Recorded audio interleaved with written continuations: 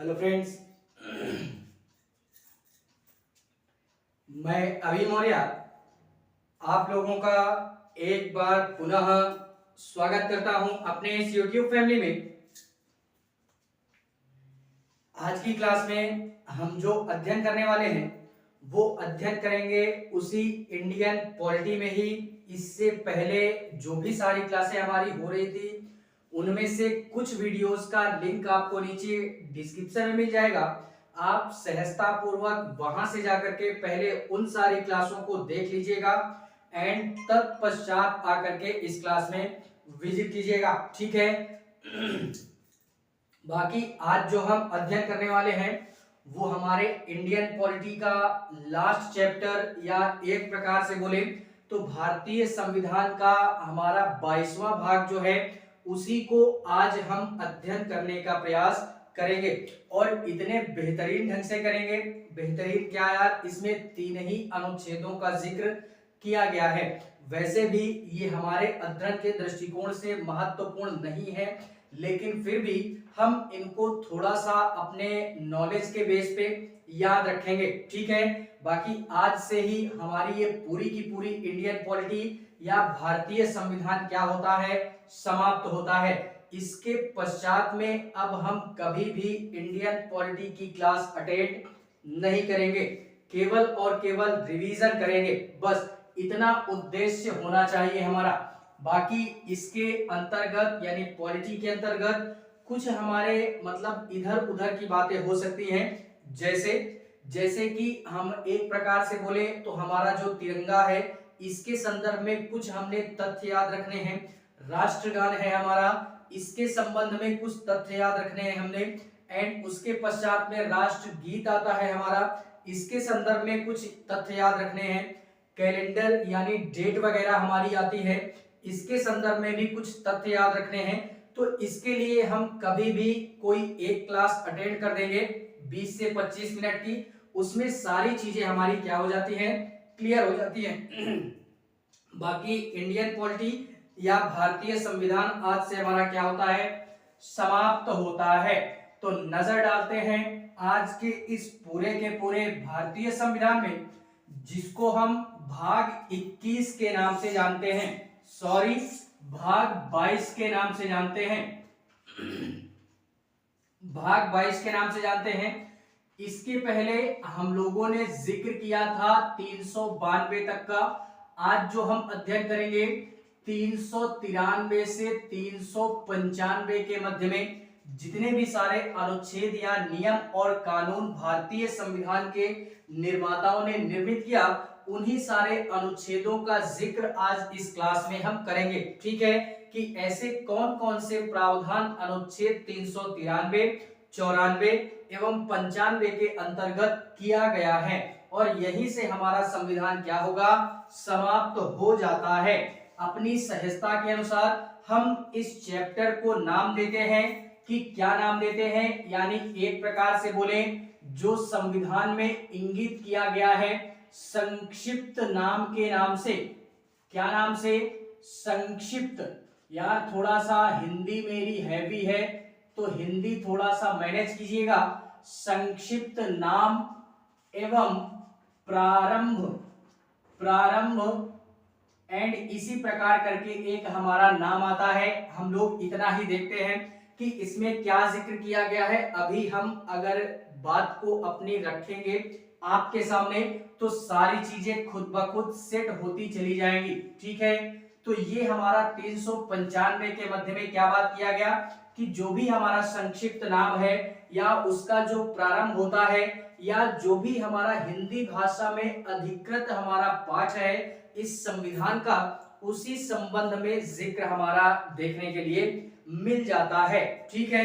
फिलहाल में नजर डालते हैं अनुच्छेद 393 जो कि भारतीय संविधान में इसका जिक्र किया गया है। याद रखना सारी चीजों को, ये हमारे अध्ययन के दृष्टिकोण से महत्वपूर्ण नहीं है, लेकिन फिर भी हम इसको नॉलेज के बेस पे याद रखेंगे।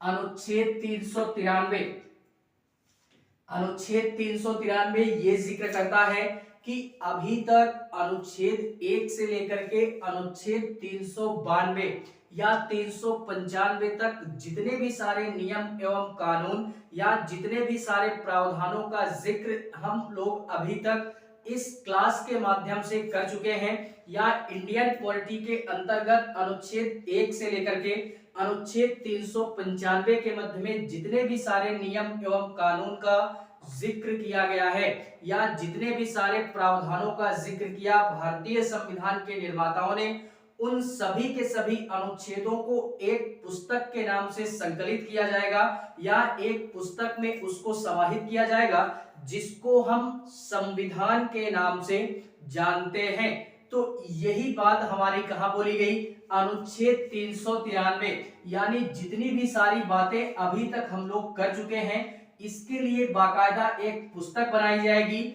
यानी एक किताब का निर्माण किया जाएगा जिसको हम लोग संविधान के नाम से जानते हैं। तो संविधान का प्रावधान कहां पे मिला है या संविधान नामक किताब का जो प्रावधान है वो कहां पे मिलता है, अनुच्छेद 393।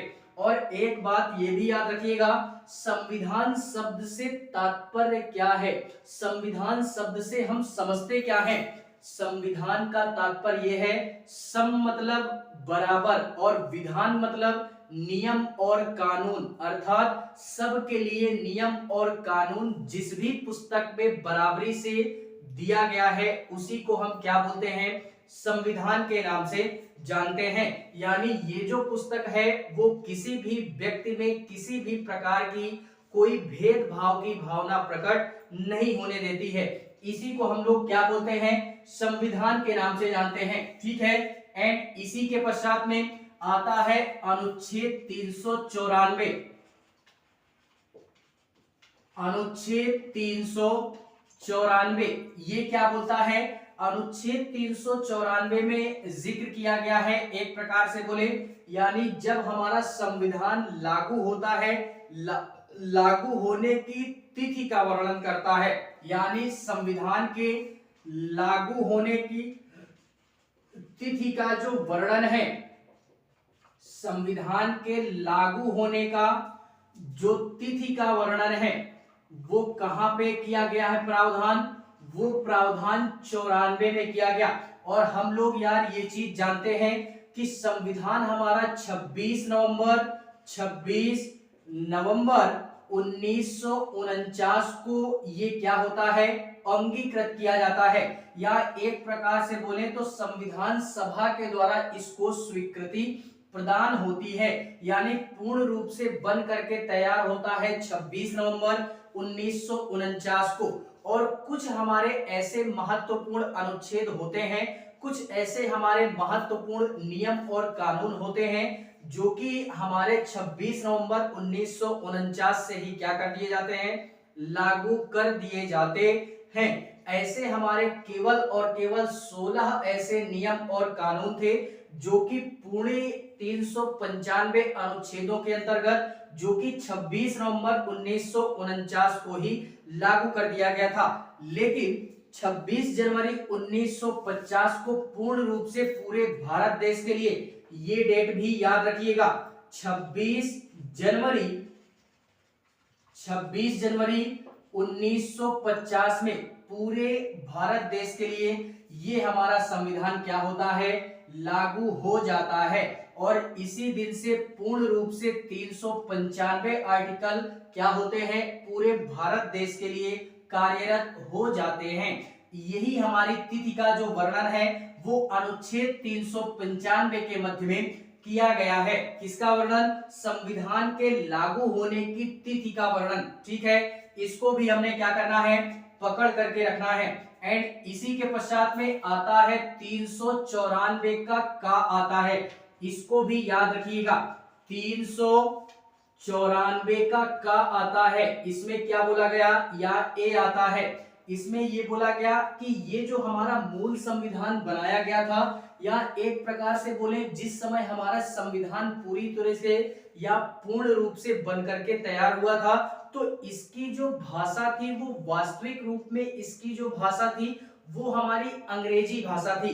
यानी संविधान सभा में बैठे जो भी हमारे राजनीति के विशेषज्ञ थे या जो दिग्गज हमारे राजनेता थे उस समय के, उन्होंने पूरी की पूरी या पूर्ण रूप से जिस संविधान को निर्मित किया वो हमारी इंग्लिश लैंग्वेज में थी। ठीक है, तो इसको पूर्ण रूप से हिंदी लैंग्वेज में परिवर्तित करने का जो कार्य करेंगे वो हमारा कौन करेगा, राष्ट्रपति महोदय कर सकते हैं। तो 394 के ए में ये हमारी बात बोली गई कि वास्तविक रूप से जो भी हमारा संविधान था वो हमारा इंग्लिश लैंग्वेज में था, यानी अंग्रेजी भाषा में इसको क्या किया गया था, निर्मित किया गया था। लेकिन अगर एक प्रकार से बोले इसको हिंदी भाषा में परिवर्तित करने का जो कार्य कर सकते हैं वो राष्ट्रपति महोदय कर सकते हैं। राष्ट्रपति महोदय ऐसा कार्य कर सकते हैं। ये हमारा प्रावधान कहां पे दिया गया, तो ये किया गया है अनुच्छेद 394 के क में किया गया है।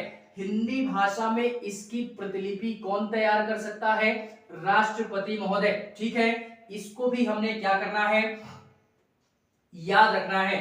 फिलहाल में हिंदी भाषा में ये जो हमारी प्रतिलिपि तैयार की जा सकती है ये हमारा एक संविधान संशोधन के द्वारा इसको भारतीय संविधान में जोड़ा गया था। वैसे भी इसको कब जोड़ा गया, तो 58वां संविधान संशोधन, इसको भी हमने याद रखना है। 58वें संविधान संशोधन द्वारा 58वें संविधान संशोधन द्वारा क्या किया गया, ये हमारा भाषा का जो प्रावधान है ये भारतीय संविधान में जोड़ा गया। 58वें संविधान संशोधन 1987 द्वारा 1987 में ये जोड़ा गया प्रावधान की राष्ट्रपति महोदय क्या कर सकते हैं, इस पूरी की पूरी संविधान की पुस्तक को जो ये अंग्रेजी भाषा में तैयार की गई है वास्तविक रूप से, इसको राष्ट्रपति महोदय क्या कर सकते हैं कि हिंदी भाषा में इसको या इसकी प्रतिलिपि तैयार कर सकते हैं। तो ये प्रावधान हमने याद रखना, अनुच्छेद 394 के ए में इसका प्रावधान किया गया या इसका जिक्र देखने के लिए मिल जाता है। एंड इसी के पश्चात में इस पूरे के पूरे भारतीय संविधान का जो लास्ट अनुच्छेद आता है और लास्ट के साथ साथ में अंतिम अनुच्छेद आता है इस पूरे के पूरे भारतीय संविधान का, और इसी के पश्चात से हमारी पूरी की पूरी क्या हुई, संविधान यहाँ पे समाप्त हो जाता है।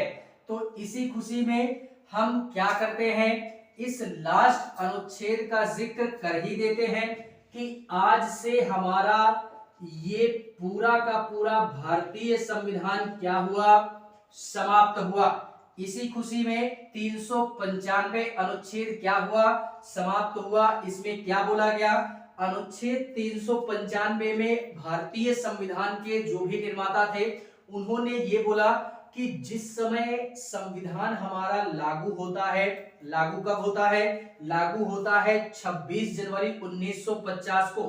बना कब था, यानी संविधान सभा के द्वारा इसको पारित कब किया गया था, यानी स्वीकृति कब प्रदान की गई, 26 नवंबर 1949 को। ठीक है, इसको हमने क्या करना है, याद रखना है। संविधान निर्माण क्रम में कितना समय लगा, तो 2 साल 11 महीने 18 दिन में क्या हुआ, अर्थात 3 साल लगे हमने इस पूरे के पूरे संविधान को तैयार करने में। ठीक है, तो 395 में यही बोला गया कि जब भी हमारा ये संविधान क्या होता है, लागू होता है पूर्ण रूप से इस पूरे के पूरे भारत देश के संदर्भ में, तो इससे पहले के जो भी हमारे नियम और कानून थे जो इंडिया के संदर्भ में कार्य कर रहे थे या जो भी हमारे अधिनियम थे, वो सारे के सारे कानून और अधिनियम क्या होंगे, समाप्त हो जाते हैं। अब कानून और अधिनियम संविधान के लागू होने के पहले हम लोग यार जान चुके हैं इंडियन पॉलिटी समाप्त हो चुकी है। इतनी तो हमारी स्वयं की बौद्धिक क्षमता विकसित हो चुकी कि हम अगर इंडियन पॉलिटी का अध्ययन करते हैं और किसी भी प्रकार का कोई शब्द अगर आता है या किसी के द्वारा कोई ऐसा प्रश्न हमने पूछा जाता है इंडियन पॉलिटी के अंतर्गत में, तो यार हम बड़े ही सहजता पूर्वक उस प्रश्न का आंसर या उस प्रश्न का उत्तर दे सकते हैं। इतनी बौद्धिक क्षमता मेरे द्वारा विकसित हो चुकी होगी आपकी इस इंडियन पॉलिटी के संदर्भ में। तो यहाँ पे यही बोला गया कि जिस समय अंग्रेजी हुकूमत थी इंडिया के अंतर्गत में, उस समय क्या था, अंग्रेज जो शासन कर रहे थे वो ब्रिटेन से हमारे क्या होते हैं, नियम और कानून बना करके भारत के संदर्भ में लगाते हैं और भारत में उन्हीं नियम और कानूनों के तहत क्या होती है, यहाँ पे जो ईस्ट इंडिया कंपनी थी या ब्रिटिश क्राउन का जो भी शासन था, उनके यहाँ पे जो लोग थे उनके द्वारा उन्हीं नियम और कानून और अधिनियमों के द्वारा यहाँ पे शासन किया जा रहा था। और जब एक प्रकार से बोले भारत आजाद हुआ, भारत जब आजाद होता है उसके पश्चात में संविधान का निर्माण होता है और ये बात अनुच्छेद 395 यही बोलता है कि जिस समय से भारत का संविधान भारत के संदर्भ में लागू हो जाएगा उसके पहले अंग्रेजों के द्वारा जो भी नियम और कानून या जो भी अधिनियम बनाए गए थे इंडिया के संदर्भ में शासन करने के लिए, उन सारे के सारे नियमों को समाप्त किया जाएगा और भारत में एक लोकतंत्र की स्थापना की जाएगी और पूरा का पूरा जो शासन चलेगा, पूरा का पूरा राजनीतिक और प्रशासनिक शासन जो चलेगा वो इसी संविधान के अनुरूप ही चलाया जाएगा।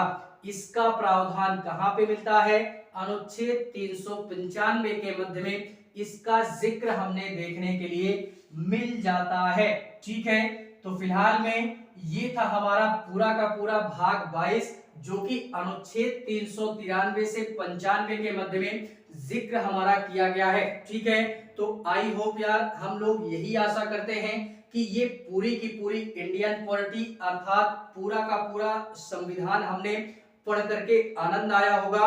और इससे पहले अगर किसी भी टीचर्स के द्वारा या किसी भी अध्यापक के द्वारा अगर इंडियन पॉलिटी या एक प्रकार से इस पूरे के पूरे भारतीय संविधान का अध्ययन आप कर चुके हैं तो अच्छी बात है, अगर नहीं किया तो एक बार मेरी भी क्लास शुरू से लेकर के लास्ट तक देखिएगा।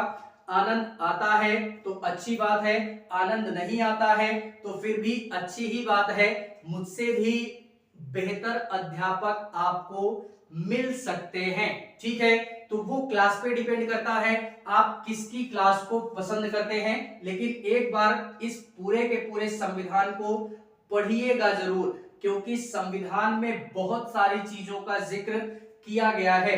इस संविधान के संदर्भ में किसी शायर ने क्या खूब कहा है कि तेरे हर तकलीफों का मैं एक मुकम्मल जवाब हूं, कभी समय मिले या कभी वक्त मिले तो मुझे पढ़ना, मैं भारत का संविधान हूं। तो किसी शायर के द्वारा ये 2-3 लाइनें बोल दी गई इस पूरे के पूरे भारतीय संविधान के संदर्भ में, जो कि बेहद आकर्षक लाइनें उन शायरों के द्वारा बोली गई। ठीक है, तो फिलहाल में आज से हम इंडियन पॉलिटी की श्रृंखला समाप्त करते हैं और इसके पश्चात में आप लोग केवल और केवल रिवीजन करिएगा और इसके पश्चात में और एक काम कीजिएगा कि प्रश्नों को हल कीजिएगा। इंडियन पॉलिटी से रिलेटेड मैं गारंटीड बोल रहा हूं कि अगर 10 प्रश्न आते हैं तो 10 में से 8 से 9 प्रश्न आप लोग टच कर दोगे, ये मेरी गारंटी है। ये मैं खुद स्वयं की गारंटी देता हूं कि अगर 10 आते हैं तो 9 क्वेश्चन आप टच करोगे। केवल और केवल रिवीजन पे फोकस करिएगा और प्रैक्टिस सेट को हल कीजिएगा। ठीक है, बाकी मिलेंगे नेक्स्ट क्लास में, तब तक के लिए जहां भी रहिए स्वस्थ रहिए, मस्त रहिए, लाइफ को अपने एंजॉय करते रहिए, बोरिंग मत महसूस कीजिएगा। बाकी मिलेंगे, अब क्या बोल सकते हैं, अब इस श्रृंखला में नहीं, किसी अन्य मतलब किसी अन्य सब्जेक्ट के साथ में। तब तक के लिए जय हिंद।